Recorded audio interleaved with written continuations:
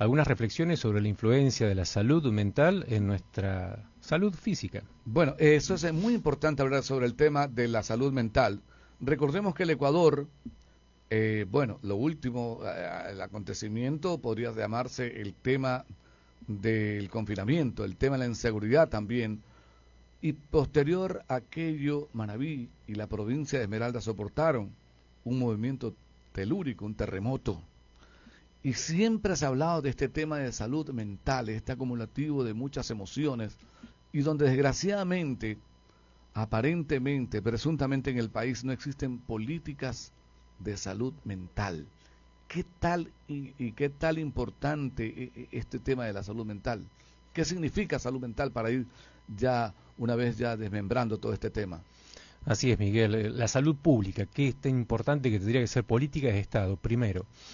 La salud, la definición de la Organización Mundial de la Salud dice que salud es el pleno bienestar físico, psicológico, social, de todo ser humano, dentro de un contexto también natural. Entonces, no es solamente la ausencia de enfermedad, porque de pronto podemos tener distintos tipos de enfermedad, pero la salud es algo que debemos buscar equilibrar dentro de nuestro estado, tanto orgánico como mental. Entonces, partiendo de la base de lo que es la salud, hablamos de lo que es entonces la salud física, que todos conocemos porque vamos al médico, vamos al odontólogo cuando tenemos algún problema así físico. Pero la salud mental nos remite a un estado emocional, anímico, psicológico, como se dice. Social también, ¿no? Totalmente. Que afecta en este caso la forma en que pensamos, sentimos y actuamos. Así es, como decía Aristóteles, los pensamientos están hechos de palabras y como pensamos es como actuamos. Entonces, qué importante que es las palabras que utilizamos, como también lo que pensamos, porque eso va a determinar nuestra conducta diaria y esto obviamente va a afectar nuestro rendimiento, que puede ser bueno o no. ¿Qué podemos sacar como consecuencias de este tema de la salud mental?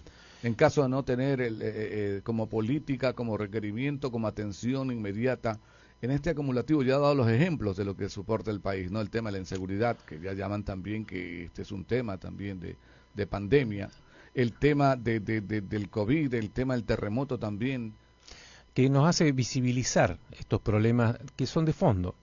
Porque, fíjate Miguel, siempre hablamos de lo que es como la punta del iceberg, ¿no? Lo que se ve socialmente y generalmente describimos, incluso en los medios de comunicaciones, de lo que siempre se habla por el tema de la inseguridad, el terremoto, la pandemia o plandemia. Entonces, ¿cómo afectan nuestra vida estas circunstancias?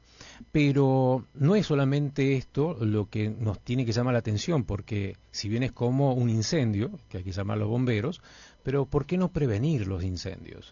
¿Por qué no trabajar en nuestro estado emocional desde la niñez? Porque ahí es donde empieza todo. Entonces, después de estas conductas sociales, porque tenemos que sincerarnos y hablar de que vivimos en sociedades que estructuralmente están basadas en la violencia, en la discriminación, en la exclusión, en el maltrato hacia las mujeres, hacia los niños, hacia los ancianos, hacia todo aquel que no piensa igual.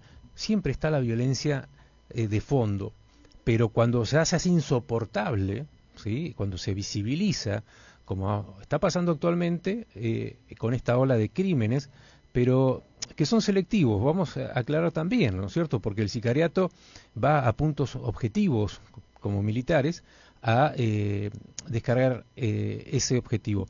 Pero la violencia no es solamente lo que está pasando en esto. La violencia cotidiana, en la violencia intrafamiliar, por ejemplo, la violencia laboral, ¿sí? La oportunidad o no de que haya empleo, que se esté pagando o no un sueldo. Esto es una violencia también psicológica, porque la violencia no es solamente física. Ya, 7:15, podemos hablar acerca de los síntomas también de una persona que tiene o padece algún tema mental también propio del entorno, de la circunstancia. Cuando hablamos entonces de la mente, hablamos de un aparato psíquico, ¿Ya? una construcción fantástica, maravillosa, que es inherente nada más que al ser humano. Y ¿Ansiedad? ¿Ah? ¿La ansiedad? La ansiedad, por ¿La ejemplo. depresión? Son esos síntomas, señales de cuando ya estamos desbordando, ¿no? Como el vaso cuando se llenó, ¿sí? Habitualmente estamos soportando, estamos jalando, soportando hasta que explotamos, ¿sí? Pero en el momento ese que explotamos, no es solamente el llamado a la atención, sino decir por qué llegamos a esto. Entonces, la ansiedad, como el estrés, como la depresión, son estados anímicos que se van haciendo crónicos en el tiempo, ¿sí? Porque no es lo mismo un momento circunstancial donde vivimos un trauma, una situación difícil, una crisis, un conflicto puntual, ¿no? Y es cuestión de tiempo, ¿no? Como el duelo, ¿no? La pérdida de un ser amado, dar el tiempo para que nos reacomodemos, nos readaptemos resilientemente para seguir adelante. Pero cuando esto es crónico, esto ya vino para quedarse, esto ya entonces requiere otro tipo de abordaje. Marcelo, ¿qué es el trastorno de oposición desafiante? Esto he escuchado también. Trastorno de oposición desafiante. Antiguamente se le decía rebeldía, ¿no? Ya. Para contextuarnos. Porque hoy por hoy hay un montón de calificativos para describir estas conductas humanas en las distintas etapas, sean adolescentes, sean a la niñez. ¿La generación del cristal entonces entraría ahí? Es, por ejemplo, ¿sí? Hoy por hoy tenemos este concepto que engloba a estos niños que han sido sobreprotegidos entre algodones, como por eso también se dice padres de algodón, que generan que ese niño, esa niña, crezca sin tolerancia a la frustración, a enfrentar los miedos, porque no lo dejamos, simplemente, ¿no? Porque es como un germen que entra en el bebé y el anticuerpo de su propio organismo, ¿no? El mecanismo de defensa tiene que activarse, por eso el bebé tiene que estar expuesto a estas patologías para poder activar su sistema inmunológico.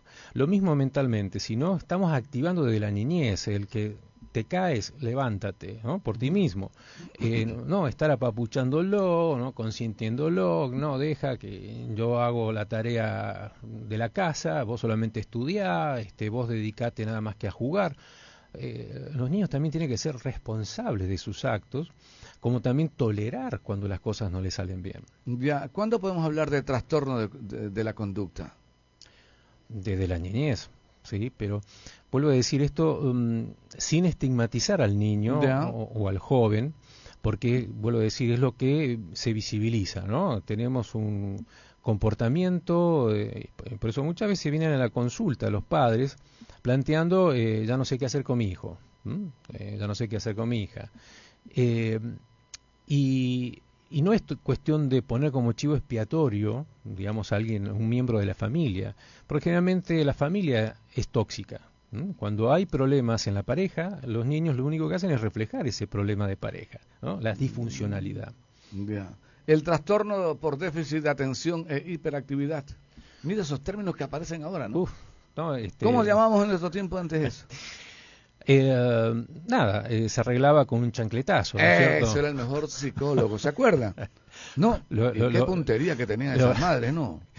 Sí, o sea, el niño hace ruido, ¿sí? Tenemos que entender que esto es natural. La niña, el niño quiere correr, quiere esparcirse, quiere preguntar, quiere jugar, quiere explorar ese mundo que tiene por conocer y está bien, es necesario que lo haga. Pero ¿qué hacemos en esa niñez? Lo amordazamos, lo atornillamos a una silla, no lo dejamos que se mueva, que se quede quietito, y esto termina produciendo efectos, porque nos contenemos hasta que explotamos, decíamos, ¿no es cierto? Y esto entonces ya se va viendo en la niñez. Entonces, este trastorno que se habla hoy de atención o dispersión, digamos, hablan de cómo estamos educando entonces a nuestros hijos. La globalización también tiene que ver mucho en este tema. Bueno, este salto que es muy inesperado y muy acelerado que experimentamos en el confinamiento, ¿no? De lo tradicional al tema del multimedia también que aceleró. Sí, en sí estamos en una era de la comunicación, digamos, como nunca antes vista también. Ujú. Entonces, tenemos sobreabundancia de información, acceso a medios, hoy con el tema de los celulares, ¿no es cierto? También hace 20, 30 años esto no era así. Entonces, sí, esto va impactando socialmente la evolución de la tecnología en nuestra vida, que en vez de mejorarla a veces, la empeora. Entonces, hoy tenemos relaciones interpersonales que no son presenciales, son más impersonales.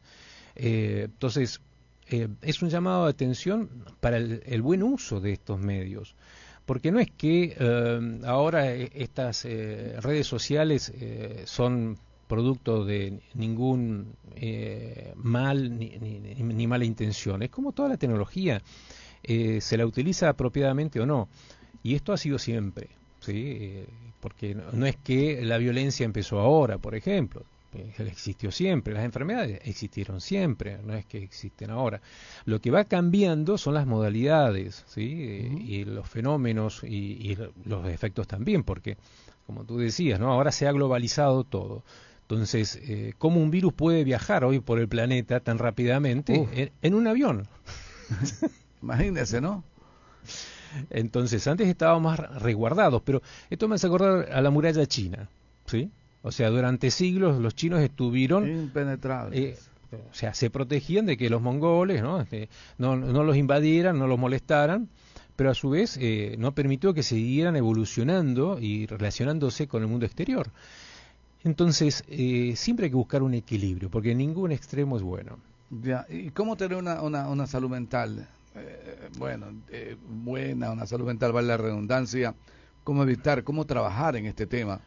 Excelente pregunta, porque cuando tomamos conciencia de esto, ¿no? Porque todo empieza con la educación y cuando no te educaron en estos conceptos, uno piensa que ir al psicólogo es para locos, por ejemplo, ¿Pero ¿no? de qué hablamos? ¿De la educación en el núcleo familiar o hablamos también en nuestro segundo hogar, como le llamamos también a los centros educativos, nuestra escuela, nuestros colegios? Ahí hay la confusión, Miguel.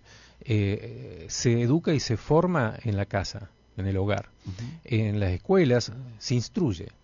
¿Mm? Bien. O sea, hay una instrucción casi militar, ¿sí? Totalmente ideologizante, vamos a decir, ¿no? Para el trabajo. O sea, se te entrena para que seas productivo en un ambiente laboral, pero no en la parte humana. No te está conectando con tu espiritualidad, no te está conectando con el otro, no te está conectando con tus verdaderas necesidades, como saber hacer jardinería, huerta, cocinar, digamos, ¿sí? Hacer Ujú. cosas simples, pero que son tan importantes. Entonces salís hoy de una escuela, de un colegio, y no sabes hacer nada, eres un inútil, solamente sirves, por decir, para las matemáticas, ¿no? Para usar un teclado, y eso hace incapacitado, digamos, al ser humano en muchos aspectos, ¿no? Que por más que seamos genios en un área, nos hace incapaces en otras. ¿Mm? Y eso, evidentemente, empieza en la educación, que empieza en casa. Porque, vuelvo a decir, estos valores son esenciales que mamá, en primer término, nos transmite desde el seno, desde ese cuidado, desde el apego, en los primeros 2, 3, 4 años, donde va a ir soltándonos o no para que sigamos caminando solos. Y también la intervención de papá, como los abuelos, los tíos, la familia, que también nos va a ir enseñando todos estos conceptos que son culturales, ¿sí? Que hacen a las costumbres y hábitos. Y que, ojo, cuando viene la invasión cultural, digamos, globalizada, como tú dices, ¿no? Porque hablamos otro idioma, escuchamos música de otro idioma, y vamos adoptando hábitos y costumbres que no son nuestras. 7:25. Bueno, el gobierno ya ha implementado nuevamente materias como ética cívica en la malla curricular. Estamos hablando de nuestro país. Ujú. Esto también podrá ser un buen retomar de la educación que realmente se requiere para formar buenos seres humanos con salud mental, o es uno de los puntos nada más de lo que debe entenderse una educación integral para tener una buena salud mental. Tendría que haber una materia afín, digamos, con ese nombre, Ujú. ¿sí? Salud mental. Salud mental, ¿no? Porque es como estudiar biología, ¿sí? Tú tienes un acercamiento al cuerpo humano, ¿sí? Como al resto del reino animal y vegetal. Entonces, ir aprendiendo de qué se trata tu cuerpo, ¿sí? De cómo se manejan tus emociones, ¿sí? Eso es algo que ni los docentes están preparados. Empecemos por ahí, ¿sí? Porque a veces ¿No son improvisamos. pedagogos? Pero el pedagogo también es alguien que está instruido, ¿sí? Para enseñar de determinadas herramientas y a veces tienen grandes carencias humanas. ¿Sí? No hay empatía, no hay simpatía, ¿no? O sea, valores que son fundamentales en esta transmisión de saberes. Y esto es algo que vuelvo a decir, tenemos que enfocarnos a diferenciar lo que es esa instrucción en la escuela, como en el colegio, en las instituciones terciarias, universitarias, de lo que son estos valores que hacen a la personalidad, al carácter, ¿m? Que se va formando en los primeros 5 años de vida, Miguel. Desde que naces vas absorbiendo la energía, todo el clima de tu entorno. Y eso va creando entonces un carácter y una personalidad. Es igual que la lactancia materna, porque son fundamentales los primeros meses para la criatura que nace, ¿no? Exactamente. Fíjate vos que la lactancia entonces influye en el desarrollo físico, ¿sí? Sí, claro. Entonces, biológicamente se nutre correctamente ese bebé y los huesos, todos sus órganos van recibiendo el nutriente necesario para esa evolución y desarrollo que hasta los 18 años el cuerpo crece. Entonces, lo mismo para el aspecto mental, que no venimos sabidos, no venimos hablando. Esto se va construyendo. Entonces, al primer año recién podemos caminar. A los 2 años empezamos a balbucear las primeras palabras, que eso no significa entenderlas, ¿sí? Entonces, recién entre los 4 y 5 años realmente ya empieza a repetir y a manejar palabras, oraciones, el niño o la niña, pero tratando de contextuarse, quedando de la mejor manera con el medio que lo tiene que estar guiando y obviamente por aceptar tener un lugar de pertenencia, ese niño, esa niña va a tratar de agradar a esos padres. Estamos hablando del trabajo de los padres, ¿correcto? Pero está entre circunstancias actuales. Anteriormente, uno recuerda, los temas económicos era otra realidad. La madre era la que se dedicaba enteramente a la crianza de los hijos en su hogar. Ahora, por la situación, los dos salen y nosotros creemos, pensamos, que dándole un celular a nuestros hijos podemos tener el mando o el control de nuestros hijos o ser padres a distancia, lo que es complicado. Se complica más esta labor de realmente formar desde los primeros años a nuestros hijos para que sean seres íntegros. Vamos a desmitificar un punto, Miguel. Ya, bien. Porque de eso se trata, ¿no? Romper tabúes y mitos. El concepto de familia, el concepto de papá y mamá, como lo describías muy bien, no fue siempre así, ¿sí? O sea, nosotros podemos tener recuerdos de nuestros padres, nuestros abuelos, pero estamos hablando de 50 años atrás, vamos un poquito más lejos, 100, 200, 1000 años atrás. La familia no era como es hoy. La figura de papá y de mamá no era como es hoy. Es más, antes estaba la figura de las nanas, estaban claro que sí, sí, es verdad. Habían las doulas, ¿por qué? Porque las mujeres estaban por un lado y los varones estaban por otro. Entonces, quienes se encargaban de la crianza eran las mujeres. Entonces, era el grupo de mujeres, doulas, que estaban entrenadas como parteras a recibir a los bebés y a cuidarlos también en comunidad. Entonces, ¿quién se encargaba de esto, incluso de la niñez hasta entrado a los 5, 6, 7 años? Las mujeres, que trabajaban así en equipo. Después se integraban, si eran varoncitos, con el grupo de los hombres. Entonces, el padre, la figura de padre, no es que existió siempre, Miguel. Entonces, ahí tenemos también estos cambios que se han ido produciendo a lo largo de la historia de la humanidad, impactados por estos cambios tecnológicos, también de la organización social, porque la primera gran revolución social, ¿sabes cuál fue? El descubrimiento de la agricultura y la ganadería. Porque antes éramos nómades. Entonces éramos depredadores, andábamos recorriendo las tierras hasta encontrar alimento, agua. Cuando descubrimos la ganadería y la agricultura, nos volvimos sedentarios. Esto impactó terriblemente en nuestra forma de organización social. Entonces, hay que ir entendiendo cómo es esto de los cambios sociales, también naturales, porque nos vamos acomodando siempre. Entonces, hoy estamos hablando de este fenómeno en el año 2024, ¿no? De la tecnología, las pandemias, ¿no? Pero no nos olvidemos de cómo es este recorrido, porque no siempre fue esto así, ni va a seguir siendo, porque esto es como la vida misma, va continuamente cambiando. Son las 7:31, el diálogo con Marcelo Marchi, él es psicólogo clínico y director del Centro MUNAI. Esta segunda parte de la pausa vamos a hablar también de las enfermedades psicosomáticas y también acerca de este conversatorio Alimentemos la Paz. Al volver luego de la pausa también estaremos nuevamente con nuestro invitado, pero antes